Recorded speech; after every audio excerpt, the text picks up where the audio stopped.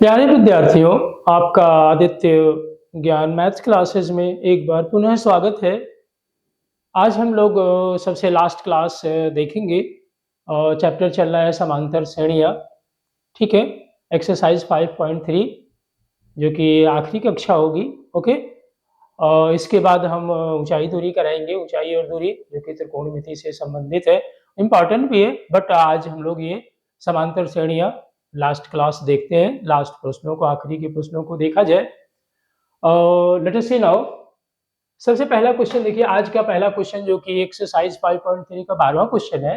देखिए क्या दिया हुआ है। ऐसे प्रथम 40 धन पूर्णांकों का योग ज्ञात कीजिए जो 6 से विभाज्य है। 6 से विभाज्य 6, 12, 18, 24 और कितनी संख्या में 40। तो आप देख सकते हैं कि n का मान हो जाएगा 40।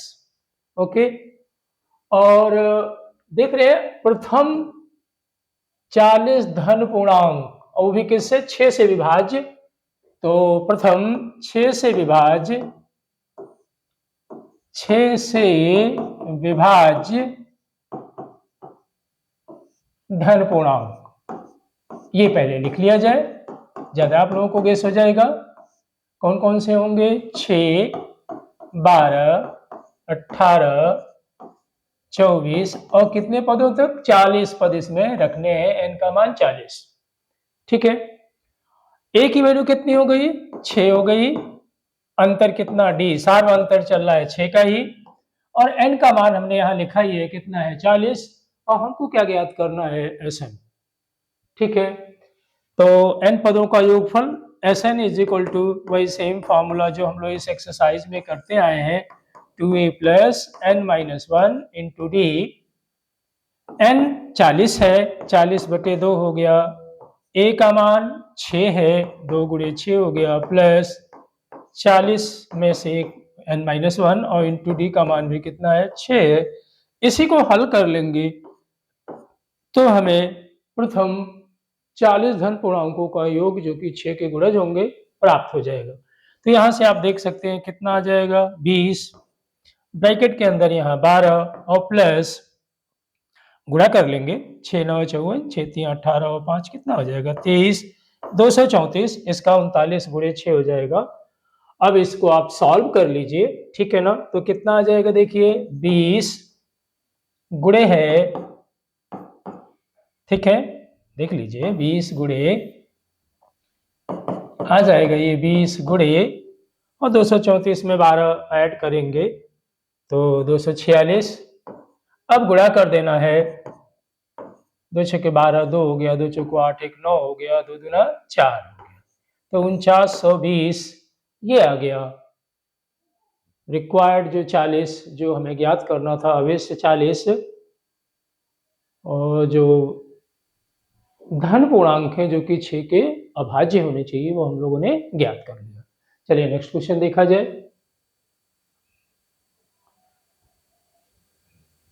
क्वेश्चन नंबर आज का जो कि 13वां क्वेश्चन है। ओके, देखिए क्या दिया है, उसी तरह का सिमिलर प्रॉब्लम है। 8 के प्रथम 15 गुणजों का योग, वही गुणज। ओके, तो 8 के प्रथम 15 गुणज लिख लिए जाए। n का मान तो 15 दिया हुआ है, तो पहले गुणज लिख लिए जाए। 8 के गुणज और प्रथम गुणज शुरू से लेके चलना, 8 से लेके चलना है, तो 8 के प्रथम गुणज, 8 के प्रथम गुणज और 15 गुणज है। n का मान हो जाए तो हम गुणज ही लिखे, या आप लिख सकते हैं 15 गुणज। 8 के प्रथम 15 गुणज, हालांकि हम पूरा पूरा 15 नहीं लिखेंगे। ठीक है, देखिए पहले कौन सा होगा, 8, फिर 16, 24, कितने पद, 15 पद, यही हुआ ही। और आप लोग इसका योगफल ज्ञात करना अच्छी तरह जानते हैं। a का मान कितना हो गया, 8, d भी कितना चल रहा है, 8, और n का मान कितना दिया है, 15। इसी को हल, इसी a, d और n के साथ हम इसका योगफल ज्ञात कर लेंगे। तो देखिए Sn इज इक्वल टू ही निकालना है, n/2 सेम फॉर्मूला यूज करेंगे 2a plus n-1 into D, value रख दी जाए, n की जगह 15 है, 15/2 हो जाएगा, 2 इंटू a का मान कितना है 8 और प्लस 15 माइनस 1 और गुणे डी का मान भी कितना है 8 ही है। हल कर दिया जाए तो देखिए क्या आता है 15/2, ओके, यहाँ आ जाएगा 16 और यहाँ पे देखिए किसका गुणा करना है, 14 का 8 से गुणा करना है 112, ठीक है। अब इसको हल कर लिया जाए, कितना आ गया ये 15/2 गुणे, यहाँ से जोड़ेंगे तो आ गया 128, ठीक है।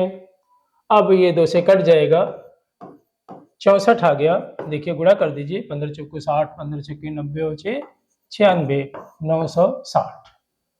तो इस तरह से हम लोग प्रथम 15 8 के गुणजों का योग ज्ञात कर दिया, प्राप्त कर लिया, ठीक है।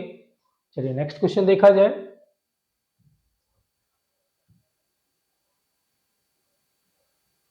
क्या दिया हुआ है, ध्यान देना है, 0 और 50 के बीच विषम संख्याओं का योग ज्ञात कीजिए। देखिए 0 और 50 के बीच विषम संख्या है, पहले लिख लिया जाए, 0 और 50 के मध्य, 50 के बीच की विषम संख्याएं लिख लिया जाए, विषम संख्याएं ये लिख लिया जाए, क्या आएंगी देखिए 1 3 5 7 पूरा लिख लिया जाए, 1 हो गया, 3 हो गया, 5 हो गया, 7 हो गया, आखिरी का कौन सा होगा 49 होगा। इसका मतलब a कितना है 1, d कितना चल रहा है 2, l भी दिया हुआ है कितना 49, लेकिन एक प्रॉब्लम है n नहीं पता है, तो सबसे पहले तो हमको n ज्ञात करना होगा, किसकी सहायता से, l की सहायता से। तो चूंकि l इज इक्वल टू होता क्या है a plus n-1 into D. देखिए योगफल ज्ञात होने के लिए हमें पदों की संख्या प्राप्त होनी चाहिए, हमारे पास रहनी चाहिए। तो l का मान कितना रखेंगे 49, a का मान 1, n ज्ञात करना है, d का मान कितना है 2, इसी को हल कर लिया जाए 48 हो जाएगा। तो n-1 गुणे 2 बराबर हो गया 48, तो जब इसको हल करेंगे तो n-1 हो जाएगा आपका 24, तो n का मान निकला है कितना 25, यहाँ से 1 को पक्षांतर करेंगे तो हमें n का मान प्राप्त हो गया कितना 25, ये n हो गया।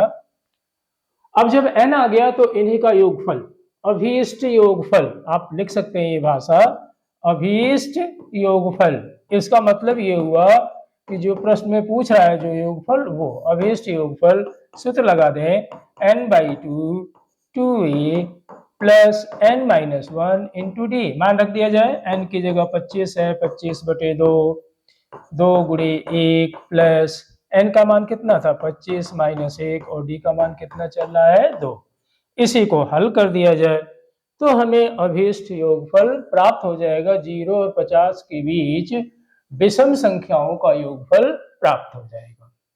तो देखिए जो यहाँ पे है 25/2 ये है, और यहाँ से कितना हल आया देखिए 2 और ये 24 का 2 48, 50 आ जाएगा। चलिए लिख दे रहे हैं हम 2 प्लस और यहाँ पे है 24 गुणे 2 48 हो गया, 48 में 2 जोड़ेंगे 50, तो 25/2 गुणे ये 50 आ गया, यहाँ से काटेंगे ये 25 हो जाएगा, कितना आ गया 625, ये योगफल मिल गया। तो 0 और 50 के मध्य के जो विषम संख्याएं थी उनका योगफल हम लोगों ने ज्ञात कर लिया, ठीक है। क्लास अच्छी लगे कि बेनिफिशियल है तो please like and subscribe, okay, जरूर सपोर्ट करिए, ठीक है। और अभी इस चैनल पे बहुत कुछ आना बाकी है, अभी आप 10th की मैथ देख रहे हैं, कंपटीशन मैथ देखेंगे, एनडीए मैथ देखेंगे, ठीक है, ढेर सारे तरह की मैथ आपके लिए ये बेनिफिशियल है। सब्सक्राइब करके चैनल को रखिए, आपको कितना मैटर मिलेगा मैथ का ये आप सहज अनुमान लगा सकते हैं, ठीक है। और नेक्स्ट क्वेश्चन देखा जाए,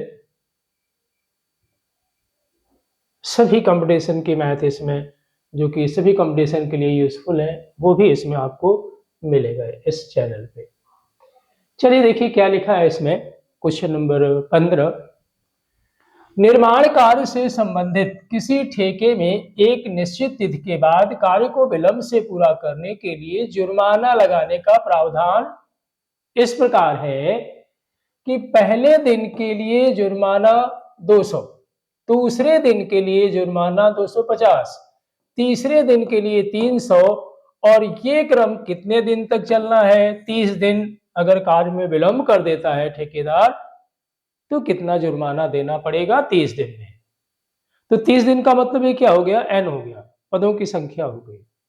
और किस तरह के जुर्माने को हम लोगों को जोड़ना है कि पहले दिन के लिए जुर्माना कितना था? 200, ठीक है। दूसरे दिन के लिए जुर्माना कितना था? 250। तीसरे दिन के लिए जुर्माना इसी तरह हो गया 300, ठीक है। इस तरह से कितने पद जोड़ने हैं? 30 दिनों के लिए, मतलब 30 पद इसमें तैयार हो जाएंगे, ठीक है। सारा जुर्माना आप जोड़ लेंगे इसमें। तो ए का मान कितना है? समझ में आ गया होगा क्वेश्चन कि पहले दिन का जुर्माना 200, फिर 250, फिर 300 और 350, इस तरह से बढ़ेगा। तो डी का मान यहाँ स्पष्ट आपको पता चल रहा होगा कि डी का मान 50 है। और इससे पहले इसी एक्सरसाइज की 3 क्लासेस हो चुकी हैं। कोई भी देखिए चैप्टर अगर शुरू से सारे क्लास देखते हैं तो निश्चित मान के चलिए कि नहीं समझ में आया, ये हमें नहीं लगता है कि आप कह पाएंगे कि हमें समझ में नहीं आया, ठीक है। तो यही है कि आप शुरू से पूरी क्लास अगर, और प्लेलिस्ट में जाइए, वहाँ पे चैप्टर वाइज वीडियो इकट्ठा पड़ी हुई है प्लेलिस्ट में आपको नंबर 1, नंबर 2 समांतर श्रेणी की वीडियो पे नंबर 1, नंबर 2, ठीक है। चैप्टर की वीडियो नंबर पड़ी हुई है, चैप्टर की वीडियो नंबर 1, 2, 3, 4, इस तरह से प्लेलिस्ट में भी सारी एक चैप्टर की वीडियो एक पास है। तो जहां से आपका बेनिफिट हो, जहां से आपको सहूलियत लगे, वहां से क्लास को आप फॉलो करिए। देखिए चलिए, तो ए का मान कितना हो गया? 200, डी का मान कितना हो गया? 50, एन है हमारे पास कितना? 30। फिर तो योगफल, जुर्माने की रकम, मतलब योगफल जुर्माने की रकम जो होगी, जो ये जुर्माना दे रहा है, कितना विलंब शुल्क दे रहा है जुर्माना, वो जुर्माने की रकम हम लोग ज्ञात कर सकते हैं, मतलब योगफल। जुर्माने की रकम क्या हो जाएगा भाई? SN is equal to n/2 into 2a plus n-1 into d. मान रख दिया जाए। n 30 दिन है तो 30/2 हो जाएगा। 2 गुणे 200 पहले दिन का जुर्माना A। n कितना है? 30 - 1, और d कितना चल रहा है? 50 का। बस इसी को हल कर देना है। ये काटेंगे, कितना आ जाएगा? 15, और इसको थोड़ा हल करिए, कितना हो जाएगा? 400, और यहाँ से देखिए 29 गुणे 50 गुणा कर सकते हैं और 1450 हो जाएगा, ठीक है। अब इसको जोड़ लीजिए, कितना आ जाएगा? 15 गुणे, और ये जब जोड़ेंगे तो 14 4 1850 हो जाएगा, ठीक है। 1850 का 15 से गुणा कर दिया जाए, ठीक। ओके, देख लीजिए हम लोगों ने 2a का मान 200 था, ठीक। तो 400 और इधर 50 गुणे 29, 1450। इसको 1450 और 400 जोड़ेंगे 1850, गुणा कर दीजिए, 0 हो गया, ठीक है। 15 × 5 = 75, 7 15 × 120 और 7 27, 12 15 12 हो गया आपका 27,750 रुपये उसे जुर्माने की रकम अदा करनी पड़ेगी, ठीक है। तो इस तरह से हम लोगों ने इसको ज्ञात कर लिया, ठीक है। तो अब नेक्स्ट क्वेश्चन देखा जाए, ठीक है।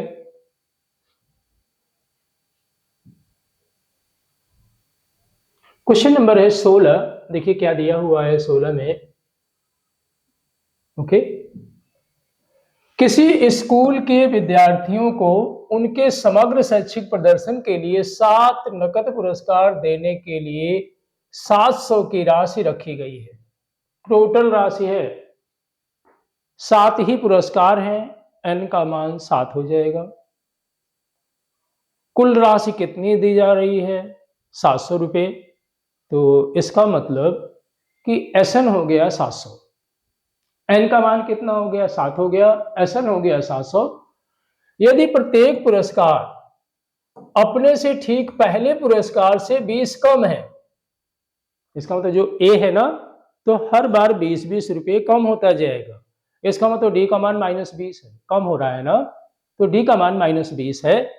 और हमको निकालना क्या है? ए, शुरुआत कितनी हुई पुरस्कार की, प्रथम पद निकालना है, और बाकी पुरस्कार भी फिर 20-20 कम करते जाएंगे, सातों पुरस्कार प्राप्त हो जाएंगे। तो देख लीजिए Sn कितना ध्यान देना है कि कुल पुरस्कार बांटने के लिए सिर्फ 700 है, यानी Sn हो गया कुल योग हो गया। 7 ही पुरस्कार में विभाजित करना है, तो 7 हो गया, n का मान हो गया। ठीक है। और एक पुरस्कार जब शुरू हुआ ए प्रथम पद, उससे जो बार बार है वो राशि पुरस्कार की 20-20 रुपये कम होती जा रही है। कम होना माइनस में डी होता है और बढ़ना डी पॉजिटिव होता है। ठीक है। और सार्वंतर घट भी सकता है, नेगेटिव भी हो सकता है और पॉजिटिव भी हो सकता है। ठीक। तो हम यहाँ पे ए निकाल लें, प्रथम शुरुआत जो की गई पुरस्कार वो ए होता ही है। तो ए ज्ञात करना है हम लोगों के लिए। Sn का मान है, S7 भी कह सकते हैं, 700। देखिए बड़ी आसानी से निकल आएगा, थोड़ा ध्यान देना था। n का मान कितना हो गया? 7, और d का मान हो गया -20। निकालना क्या है? ए, मतलब पुरस्कार की जो राशि शुरुआत हुई वो निकल आएगा, और उससे 20-20 रुपये कम कर दीजिए, सातों पुरस्कार आप प्राप्त कर लेंगे। यही इसमें है क्वेश्चन में। तो Sn इज इक्वल टू, वही सेम फॉर्मूला हम लगा दें, Sn is equal to n/2 into 2a plus n-1 into d, ये हो जाएगा। ठीक है। 2a plus n-1 into D. ठीक है।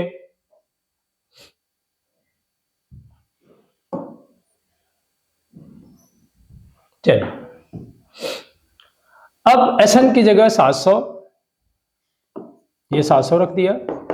n की जगह 7/2 हो गया। 2a, ये ज्ञात कर रहा है। n की जगह कितना रखना है? 7 रखना है, तो 6d हो जाएगा। d कितना चल रहा है? -20। इसी को हल कर दिया जाए। ये 2 और 7 का तो जानते हैं, इधर राशि आएंगी तो गुणे 2/7 हो जाएगा। ठीक है। इज इक्वल टू, यहाँ से कितना बचा? 2a minus 120। इसी को हल करके a का मान निकाल दें। ठीक है। यहाँ से देखिए हम लोगों का कितना आया? 100, 200 आ गया। तो 200 is equal to 2a minus 120। इसका मतलब देखिए यहाँ से 2a की वैल्यू आई 120, 200 की तरफ आ जाएगा, तो हो गया ये 320। ये किसकी वैल्यू है? 2a की। तो a की वैल्यू आ गई 320/2, देख रहे हैं ना, 160। ए का ये जो प्रथम पुरस्कार जिससे शुरुआत की गई, जिससे शुरू किया गया, वो 160 रुपये से शुरू किया गया, और 20-20 कम करते जाइए, सातों पुरस्कार आ जाएंगे। और सभी पुरस्कारों को आप चेक करके देख सकते हैं, योगफल कितना आएगा? 700 रुपये ही आएगा। ठीक है। तो देखते हैं, तो यहाँ देख सकते हैं, अतः पुरस्कारों की राशि उसने पूछा है, देख रहे हैं ना, प्रत्येक पुरस्कार का मान पूछा है, प्रत्येक पुरस्कार का मान बताइए। तो पहला पुरस्कार, शुरुआत का पुरस्कार 160 हो गया, और 20-20 कम करते जाइए, 20 कम हो रहे थे हर बार। तो आप देख सकते हैं, अतः जो सातों पुरस्कारों की जो प्राइज मनी आएगी, ठीक है, वो कितना आएगा? ध्यान दीजिए, अतः पुरस्कारों की राशि हम लोग निकाल लें। पुरस्कारों की राशि, पुरस्कारों की राशि हम लोग ज्ञात कर सकते हैं। पहले पुरस्कार अभी हम लोग निकाले हैं, कितना? 160, 20 कम करिए, 140। दूसरी हो गई 120, 20-20 कम हो रहा है, 100, 100 के बाद 80, कितने हुए पुरस्कार? अभी 5 हुए। 80 के बाद कितना आ जाएगा? 60, और लास्ट वाला 40। इन सब का योगफल आप करके देखिएगा, सर्टेनली, निश्चित ही 700 रुपये ही आएगा। ठीक है। चलिए नेक्स्ट देखा जाए। 7 पुरस्कार है, 1 2 3 4 5 6 7, और सबका योगफल आप 700 ही पाएंगे। चलिए आज की लास्ट प्रॉब्लम देखी जाए, 17 नंबर का क्वेश्चन। देखिए क्या दिया हुआ है, एक स्कूल के विद्यार्थियों ने क्वेश्चन समझिए, ठीक है, क्वेश्चन समझ में आ जाए तो आपको सॉल्यूशन सॉल्यूशन समझिए, आपने आधा काम कर लिया, ठीक है। जो प्रॉब्लम होती है हमारे विद्यार्थियों को, स्टूडेंट्स को, वो होती है क्वेश्चन समझने की प्रॉब्लम, ठीक है। तो क्या लिखा है, एक स्कूल के विद्यार्थियों ने वायु प्रदूषण कम करने के लिए स्कूल के अंदर और बाहर पेड़ लगाने के बारे में सोचा।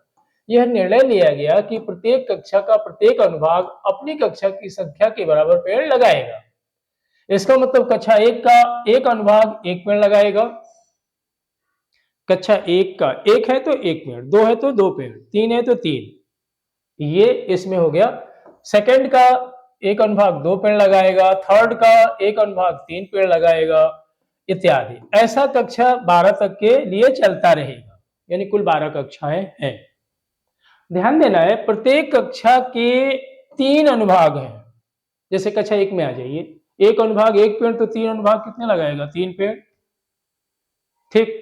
तो जो पहला हुआ, पेड़ों की संख्या हमें निकालना है इस स्कूल के विद्यार्थियों द्वारा लगाए गए कुल पेड़ों की संख्या, ठीक है। कक्षा एक का एक विद्यार्थी एक पेड़ लगाए, सॉरी एक अनुभाग एक पेड़ लगाएगा, 3 अनुभाग है तो कक्षा एक के तीनों अनुभाग 3 पेड़ हो गया कि नहीं हो गया, ठीक है।